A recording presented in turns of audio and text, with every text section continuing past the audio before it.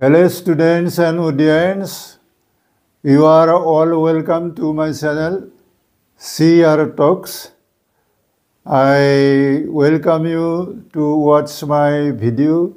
Today I will discuss about English, how the junior students try to develop English, try to develop the writings, readings and speaking. So let us discuss about English grammar and English grammar rule. How we can develop, how we can teach our students, how we can teach our students how to write English, how to read English, how to speak English. So, ছাত্ৰ-ছাত্ৰীসকল আৰু দৰ্শকবৃন্দ, আমি পুনে পুনে যাব বিচাৰিছোঁ যে ইংৰাজী ভাষাটো আচলতে বৰ সুন্দৰ ভাষা, বৰ জেণ্টল ভাষা আৰু পৃথিৱীৰ গোটেইবিলাক দেশত যিমানখন দেশ আছে 195 countries are there in the world. পৃথিৱীত 195খন দেশ আছে, তাৰ ইংৰাজী ভাষাটো কিন্তু ৰাষ্ট্ৰীয় ভাষা হিচাপে বহু 65খনমান দেশে গ্ৰহণ কৰিছে, কিন্তু বাকীবিলাকে গ্ৰহণ কৰা নাই যদিও ইংৰাজী ভাষাটো গোটেই পৃথিৱীতে প্ৰচলিত। গতিকে ইংৰাজীটো বৰ গুৰুত্বপূৰ্ণ ভাষা আৰু শিকাটো অতিকৈ দৰকাৰী। আপুনিও ভাবে, আপুনিও জানে, আপুনিও ভাল ইংৰাজী শিক্ষক বিচাৰি ফুৰে, ভাল ইংৰাজী শিকোৱা স্কুল বিচাৰি ফুৰে, কিন্তু আমি কেনেকৈ আৰম্ভণিটো কৰিম চাওক অকণমান এই ভিডিঅ'টোৰ জৰিয়তে। গতিকে ইংৰাজীটো আমি শিকাৰ আগতে উই শুড ডু ছাম প্ৰেক্টিছ। ইংৰাজীটো গ্ৰামাৰৰ নিয়ম শিকাৰ আগতে, ইংৰাজীৰ কিছুমান গ্ৰামাৰৰ নিয়ম আছে, সেইবিলাক শিকাৰ আগতে ইংৰাজী ভাষাটো আমি ভালকৈ ক'ব শিকিব লাগিলে, ভালকৈ লিখিব শিকিব লাগিলে আৰু ভালকৈ পঢ়িব যদি শিকিব লাগে, তেতিয়াহ'লে আমি কিছুমান জন্মৰ পিছৰ পৰা কিছুমান প্ৰেক্টিছ কৰিব লাগিব, কিছুমান অভ্যাস কৰিব লাগিব। যেনেতে আগতে পৌৰাণিক দিনত ঋষিমুনিসকলে যেনেকৈ কোনো স্কুল কলেজ নোহোৱাকৈ মুখে মুখে সংস্কৃত, পালি ভাষা এইবিলাক কৈ কৈ তেওঁলোকৰ শিষ্যবিলাকত ঘৰতে পঢ়ুৱাইছিল। পুৰণি দিনৰ কথা এইবিলাক। গতিকে আমি খুব বেছি নকওঁ, আমাৰ এতিয়া কথা হৈছে কি যে বৰ্তমান যুগত 2020 চনত যেতিয়া ৰাষ্ট্ৰীয় শিক্ষানীতি আমাৰ মাজত আহিছে, তাত এটা বস্তু আহিছে আমাৰ FLN বুলি। FLN মানে হ'ল কি foundational literacy and numeracy. Foundational literacy and numeracy, বুনিয়াদী সাক্ষৰতা আৰু অংকীয়তা। তাৰমানে প্ৰথমতে আমি স্কুলৰ বাকী কথা নিশিকাৰ আগতে প্ৰাৰম্ভিক বুনিয়াদী যিখিনি শিক্ষা, সেই শিক্ষাখিনিৰ মাজেৰে আমি কি কৰিব লাগে, কিছু লিখা পঢ়াৰ আদব কাইদা শিকিব লাগে আৰু অংকৰ জ্ঞানো থাকিব লাগে। যেনেকৈ উদাহৰণত আপুনি ক'ব পাৰে যে আমাৰ ইংৰাজী ভাষাটোত 26টা লেটাৰ্ছ আছে, তাৰে 5টা লেটাৰ আমাৰ ভাৱেলছ। এই কথাখিনি হ'ল আহি গ'ল কি আমাৰ FLNত, অৰ্থাৎ আমি অংকৰ কথাও অলপ জ্ঞান পালোঁ। 1 2 3 4 5 এই যে 5টা ভাৱেলছ আছে, AEIOU, এই 5টাৰ কথা আমি তেনেকৈ ছাত্ৰ ছাত্ৰীসকলক কওঁতে 5 কি বস্তু জানিলে, অংকটো জানিলে, ইংৰাজী ভাষাৰ ভাৱেলছটো জানিলে। বাৰু ঠিক আছে, আমি এতিয়া ক'ব আহিছোঁ কি যে আমাৰ বৰ্তমান ইংৰাজীৰ যিখন কিতাপ আছে, একেবাৰে জুনিয়ৰ ষ্টেটত ক্লাছ 2ৰ কথা মই কৈ আহিছোঁ যে ক্লাছ 2ত যিখন ইংৰাজী শিক্ষাৰ কিতাপ দিছে, সেইখনত আমাৰ এটা শব্দ তেওঁলোকে ব্যৱহাৰ কৰিছে এপ্লিকেশ্যন বুলি। Application of English action words বুলি তেওঁলোকে কিতাপখনত লিখিছে। তাৰমানে আমাৰ কাম কৰা যিবিলাক শব্দ, সেইবিলাক কাম কৰা শব্দ কেনেকুৱা, যেনে আই কাম বুলি লিখিছোঁ মই কাম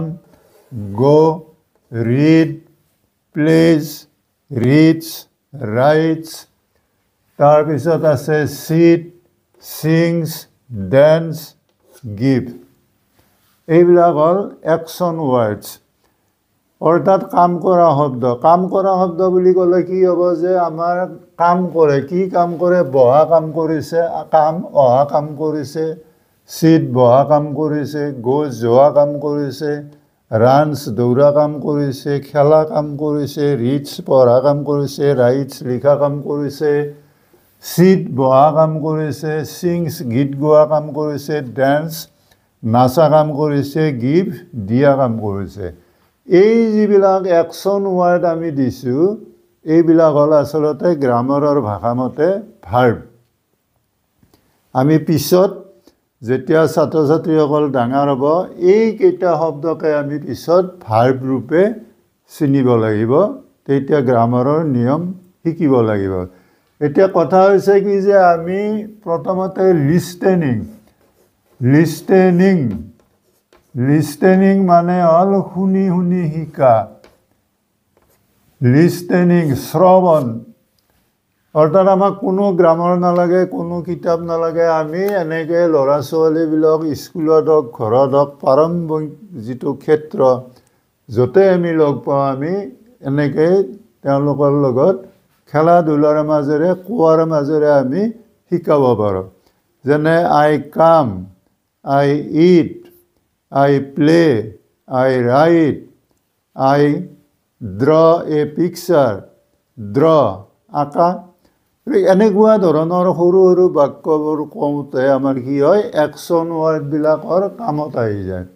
যেনে ইউ চিট তুমি বহা আই চিট মই বহোঁ যেতিয়া হি বুলি ক'ব কি হ'ব হি চিটছ চি বুলি কওঁতে চিংছ হৈছে এছ এটা যোগ হৈছে চি চিংছ ডে বুলি কওঁতে একো নালাগে ডেন্স হৈছে আই বুলি কওঁতে গিভ হৈছে হি বুলি ক'লে গিভছ হ'ব এছ হ'ব তেনেকুৱা ইয়াত এটা নিয়ম আছে আমি অকণমান কৈ দিছোঁ যিবিলাক ফাৰ্ষ্ট পাৰ্চন আৰু ছেকেণ্ড পাৰ্চন ফাৰ্ষ্ট পাৰ্চন হ'ল আই আৰু উই ছেকেণ্ড পাৰ্চন ইউ ইউৰ্ছ ডাই ডাইন ডাও এইবিলাক গতিকে ফাৰ্ষ্ট পাৰ্চন আৰু ছেকেণ্ড পাৰ্চনত কি হয় আমাৰ ভাৰ্ববিলাকত এছ বা ইয়াছ যোগ নহ'ব এছ বা ইয়াছ যোগ নহয় আমাৰ ইয়াছ যোগ হোৱা দুটা ভাৰ্ব আছে এটা হ'ল ডু ভাৰ্ব তাতে সদায় ডুৰ লগত ইয়াছ যোগ হয় আৰু এটা ভাৰ্ব আছে গ' ভাৰ্ব তাতে কি হয় সদায় গ'জ হয় বাকী গোটেই এছ যোগ হয়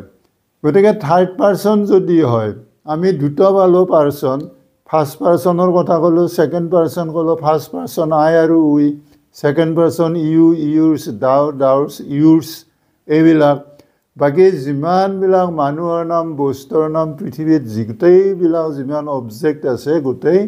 থাৰ্ড পাৰ্চন তাৰে থাৰ্ড পাৰ্চনৰ যিটো দে শব্দ আমি ইয়াত লিখিছোঁ দে শব্দ এইটো থাৰ্ড পাৰ্চন কিন্তু বহুবচন কাৰণে ইয়াত এছ যোগ নহয়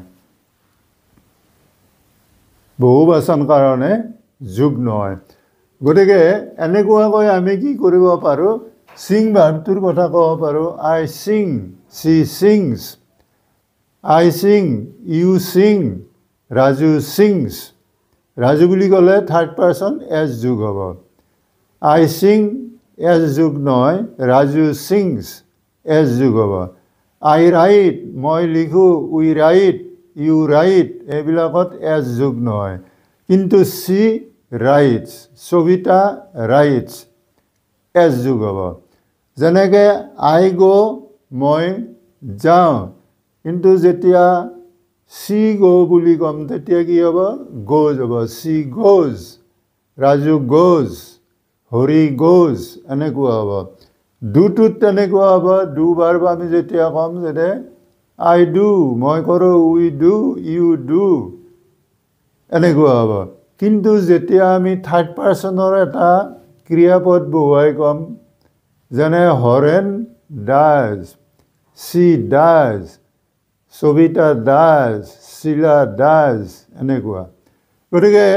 দৰ্শক বন্ধুসকল ছাত্ৰ ছাত্ৰীসকল যদি ভিডিঅ'টো ভাল পাইছে ছাবস্ক্ৰাইব কৰিব আৰু এটা কথা মনত ৰাখিব আজিৰে পৰা আপোনালোকে প্ৰত্যেক দিনে এনেকুৱা এটা ভিডিঅ' পাই থাকিব গতিকে be healthy be wealthy and wise